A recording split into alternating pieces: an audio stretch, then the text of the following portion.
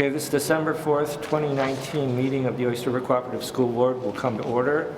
The first order of business is the approval of the agenda, and as you can see, it's a very abbreviated meeting, then with most of the time being spent on the workshop on the budget. So could I have a motion to approve the agenda?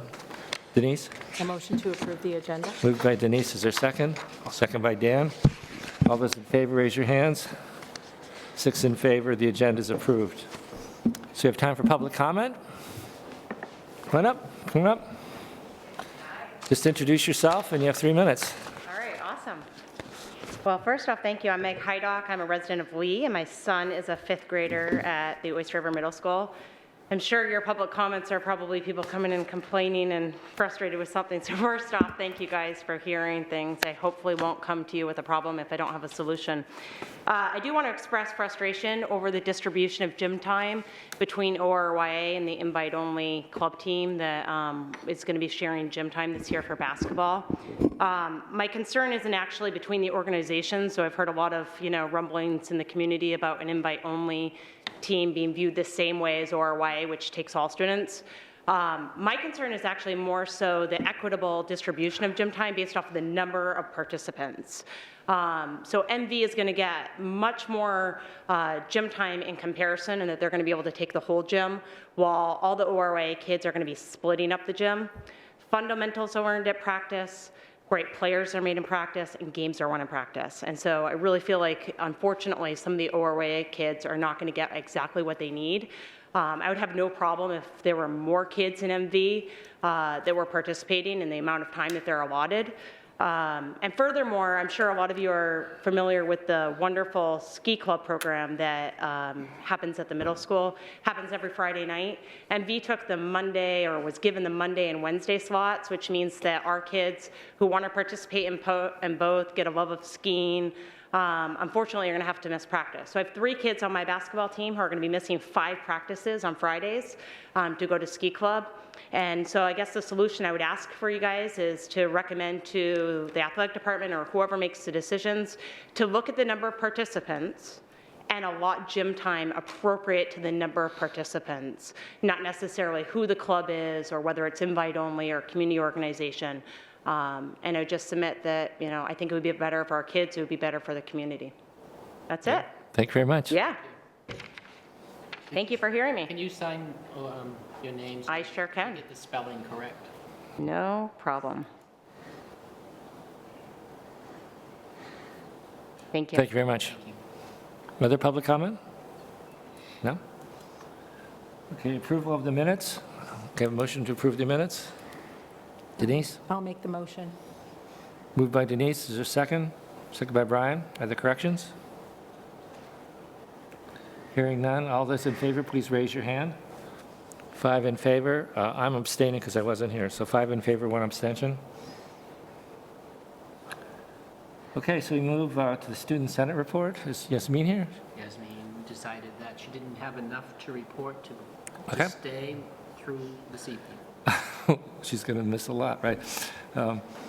Okay, so we'll move then right to the long-range planning report. So Lisa?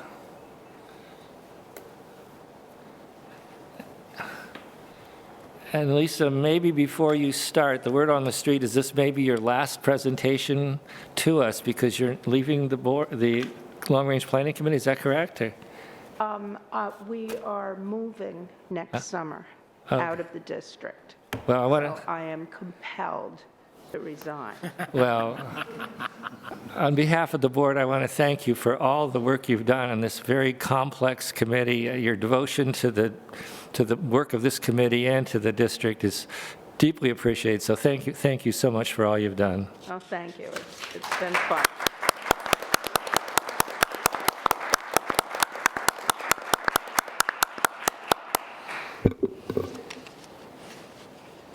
Okay, so I'm going to move quickly through the slides that explain what we do, because I think most of you know, and if there are any questions, I'll be happy to slow down or even go into some supplemental slides to explain things.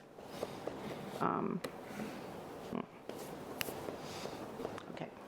Our goal, of course, is a very narrow one, projecting enrollment 10 years in the future, trying to get that to you as quickly as we can in the fall so that it can be useful for budgeting, and, of course, to continually try and improve our prediction model. Headline is the same. Enrollment overall is declining. We've seen over 19 years a decline of 220. That nets out 170 tuition students that we didn't have back in the year 2000. So really without that, it would be 390. And we're projecting a decline of another 245 district students and 13 tuition students over the next 10 years. Our methodology. We have a linear regression model, multivariate, to predict first grade, based on historical births, mostly. Grades 2 through 12, we use grade progression ratios. The first grade linear regression is, again, primarily based on births 6 years ago, also birth 5 years ago, and some autocorrelation components. Always looking for independent variables, never really finding anything that predicts any better than what we've been doing, but we're always open to look at new data if it's available. Kindergarten is transitional because, as you know, we started full-day kindergarten in 2016, and we don't have enough years of full-day kindergarten to predict it based on births or anything, really. So we're focusing on first grade, and we're deriving kindergarten enrollment based on the grade progression from K to 1, which this last year, well, historically, K to 1 could have been as high as 1.25, 25% more kids in first than the same group in kindergarten. But once we had full day K, it went down to 1.16, and it continued dropping. Last year was 1.1. So we started next year with 1.12 and brought it down year by year until we reached 1.07, which is what 1 to 2 is. And we think that's the steady state. If we're wrong, the only thing that's going to be off is kindergarten. And if we're low, that means we're over-projecting kindergarten by a kid or two. It's not going to be a big deal, assuming we did our job with first grade. Okay. Could I ask a question? Sure. So are you, when you're doing your first grade projection, are you not using kindergarten at this point? No. No, we don't. I mean, at one point we might have in the past, but now that first grade is the basis, and it would be like cyclical if we based first grade partially on kindergarten, and then we derive kindergarten based on first grade, and then the next year we'd be Okay. So you using predict something to predict So you're itself. predicting first grade, We're and so predict- kindergarten is kind of like a regression rather than a progression, the way. Yeah, do. exactly. It's a grade regression ratio. Yeah, that's right. We're backing down to what it would be if next year is, I think, 126 we're projecting for first grade. We back down to what kindergarten would be. Good, thank you. Grade progression ratios, I think, and I've given this chart so many times, but basically you take the number of students in 1 year and divide it by the number that were in that previous grade the prior year, and that's your grade progression ratio. We use 5-year averages to predict all the grades from 2 to 12. They reflect the fact that more families with children are moving into the district than moving out. All the GPRs for grades 2 through 12 are in the range of 1 to 1.05. Well, 1 to 2 was 1.07, but grades 8 to 9, 9 to 10, and 10 to 11 are lower, and that's because you have the impact of, within the district are lower because you have native students going to other schools, but then they get higher because you have Barrington tuition students coming in at the 9th grade level. Once students are in high school, the GPR is very close to 1. It'll be a little less than 1, but virtually everyone stays in high school, which I guess is to our credit. The elementary school split. Now, we project first grade in total based on our regression, but then we split it between the two schools. Right now, since we had a boundary line change recently, we're working our way up to a 5-year average for the split. This year we're at 4. Last year we used 3. And the 4-year average is 54.7 for Mass Way and 45.3 for Moharmet. And then we develop separate GPRs for the 2 elementary schools and progress them through at that rate. And finally, before you see the numbers, the last thing I have to tell you about is how we develop the projection range. We have 25 years of forecasts from this committee. I think we might even have a member who's been on the committee that whole time, but we definitely have the documents, and every year we compare what was projected for each of the forecast horizons 1 through 10 with the actual for that year. And that we take the absolute value of the differences, and that percentage is our plus or minus percentage, which you see when we get to the projections. In that one column, that's a percentage, is the plus or minus percentage. Now, this is the basic forecast summary. You can see our actual year enrollment here is 2,173, and the decline is really fairly slight and fairly constant. I think every year does decline a bit.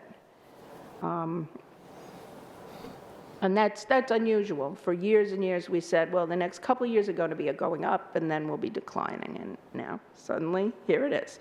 So that's what we're projecting.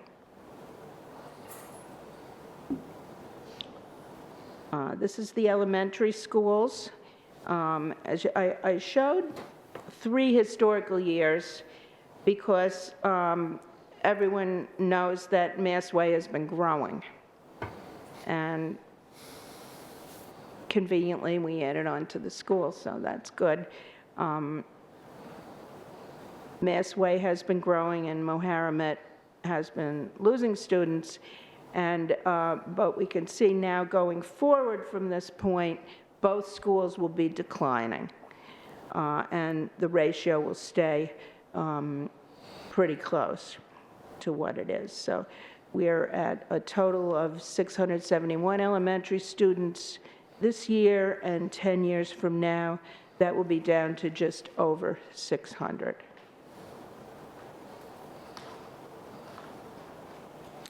The middle school projections. As you can see, we have 665 this year, and that actually does go up a couple next year. We have pretty flat through 2022, 667 actually in 2022, and then it starts to drop, and it gets down to 576 in the last year of the projection. High school tuition students. Last year we had 50, or maybe 51. And you can see that group of 10th graders marching forward to 11th and 12th, pretty much at that level. But the interesting thing is this year we only have 38. And our estimate now is that we're not going to be getting 50 a year, we're going to only be getting 40 a year. So you can see that 40 with a very small attrition rate ends up at 39 by the 12th grade. And we stabilize at 157 tuition students as opposed to the 170 we have now. The enrollment from the district and the high school. I looked at this and I said, why does the last year fall off so much? And then I looked at 2027 ninth grade, and I said, why is that number so low? Those are the 101 first graders that we have this year. This is actually working. They're marching up to high school now, and because of the way the model works, we're projecting a slightly larger but still low class in 2 years in first grade, and they're the kids that are going to be in ninth in 2029 when our current first graders are 11th graders, and that's what makes the number so low. And I think we definitely can believe that cohort of 101 because it exists, and we know that the grade progression ratios are usually pretty good predictors. So I think we are going to be looking at certainly less than 600 in the high school by 2029. And this is the total. So adding the tuition students, we get to 736. And that's a drop of almost exactly 100 from this year's 837. Interestingly, though, we stay over 800 almost the whole time.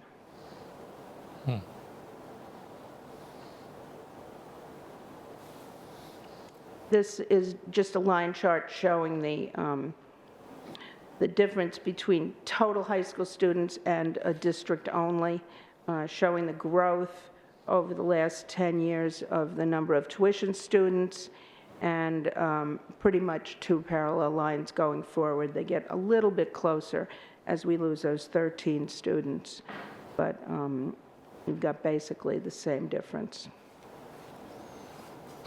And this is the pig and the python chart showing how our enrollment peaked in the year 2000, 2001, and declined, and then we had another smaller peak a couple of years ago, and now what we're projecting from here on is a fairly steady, slow decline.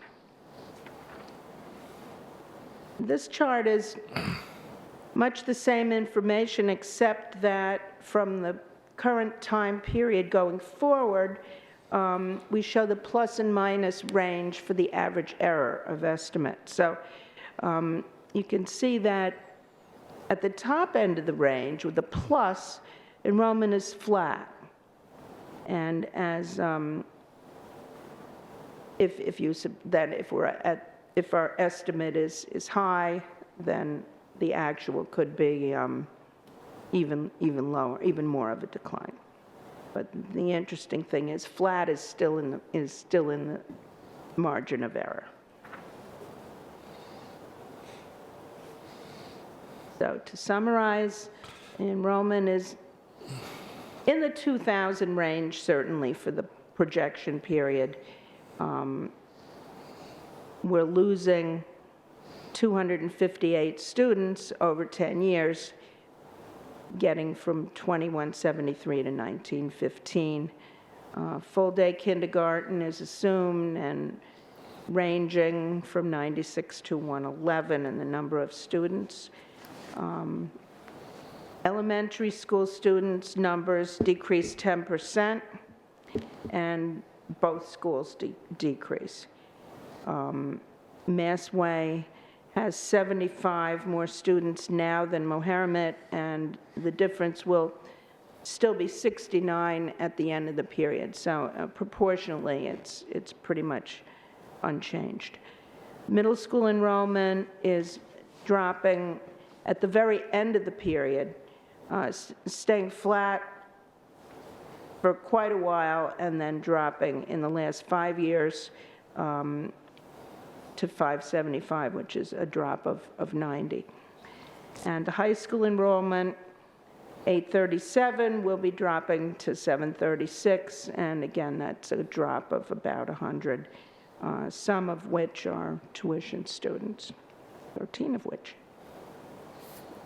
Any questions? Kenny? Both questions and comments. So with the Barrington students, I think that this is more a comment, but kind of, I think you're reading the tea leaves with the number kind of dropping. And I think certainly a variable, as we all know, is that Dover opened a new high school. So I think for us as a school district, that's something that we could keep in mind, because we're not really going to influence more than by having really good schools how many Barrington kids we get, except through kind of that kind of marketing that we might do and the relationship that we develop. And at some point, I don't know, with your predicting decline in our numbers, which follows your progression, and I know we already do stuff with Barrington, but that might be something to really put together a group that really schemes that out and really looks at how we cement that relationship as the buzz of a new Dover school, because I think that's so crucial to our future. So, you know, Kenny, Suzanne's already started that process this year. She's made a much more assertive effort to recruit the Barrington kids for next year. We'll see. But I think you're absolutely right that, you know, marketing the school is going to be important. Up to this point, we've just been here and they came. If we want more kids to come, we're going to have to be proactive about it. Right, and so I think my point is, and I know Suzanne's doing that, and that's great, but this, I think, is a really important issue for us, and perhaps really having a task force really looking at that and bringing a lot of people together. The other question, way back, if you could go to elementary school, on your slides there. Yeah, I have some supplemental slides, so ask the question, I might have a slide for it.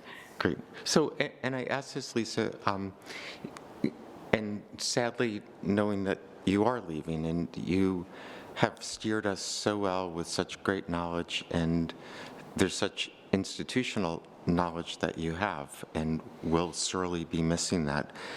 And I think you would agree, and I think we all know, once we get cooking with second grade, those ratios you've worked out are super, and we really know where we're standing. Yeah. And the real crap shot is those early years. Yeah.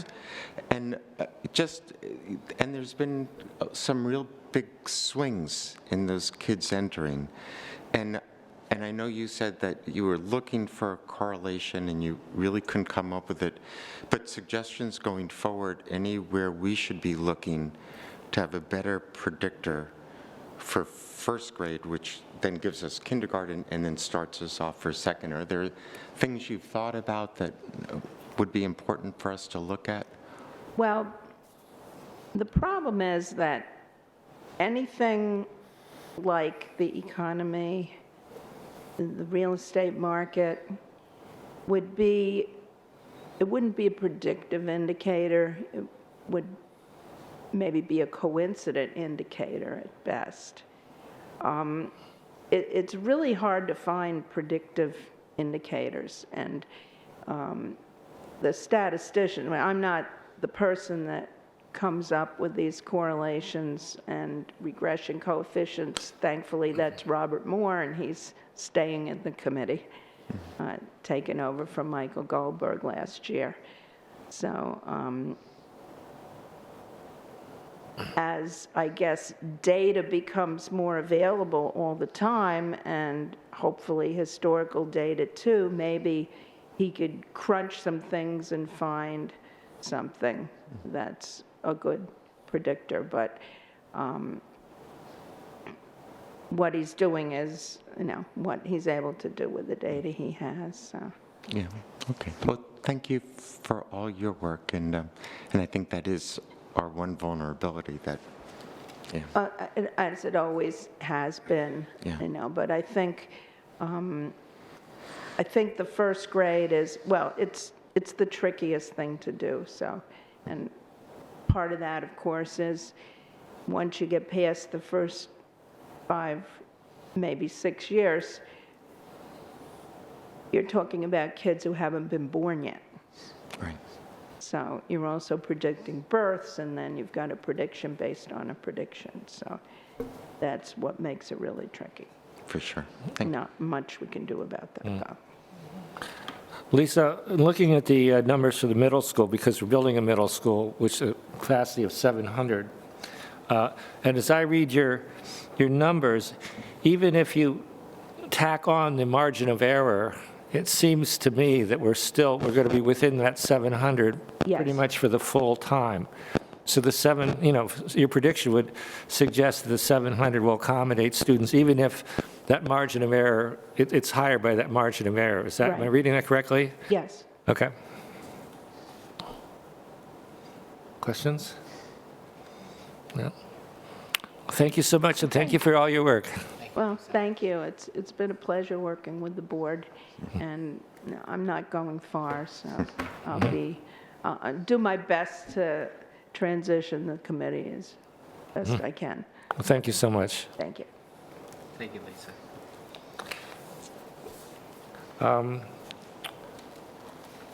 So basically, committee updates, the manifest committee is met. Are there committee updates? Hearing none. Public comment? Ken? No? Okay. So we have closing actions. The future meetings are as listed here. So could I have a motion to adjourn the meeting, and then we'll move to the workshop? Yeah. Moved by Brian, second by Dan. All those in favor, please raise your hands. 6 in favor. The board meeting is adjourned.